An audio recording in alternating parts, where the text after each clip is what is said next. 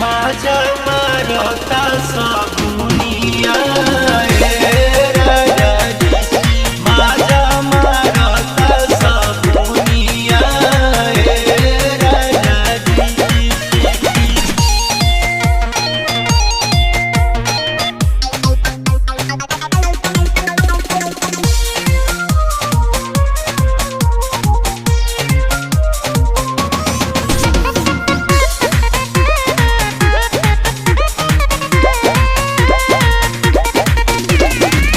रोज छुए पोरे पोरे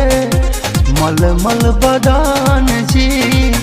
चखे के जवानी तहार करे नाही मन जी करे नाही मन जी रोज छुए पोरे पोरे मलमल बदान जी चखे के जवानी तहार करे नाही मन जी मीरा उठ बड़ुए अभिले जवानिया के बुनिया राजा जी मीरा उठ बड़ुए अभिले जवानिया के बुनिया राजा जी माझा मारता सगुनिया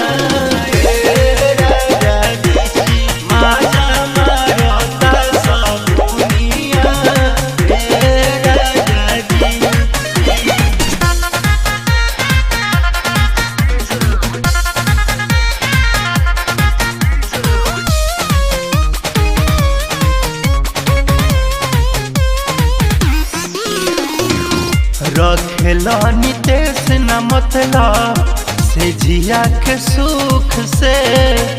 एने हमर हौदी तड़पे राजा जी हो भूख से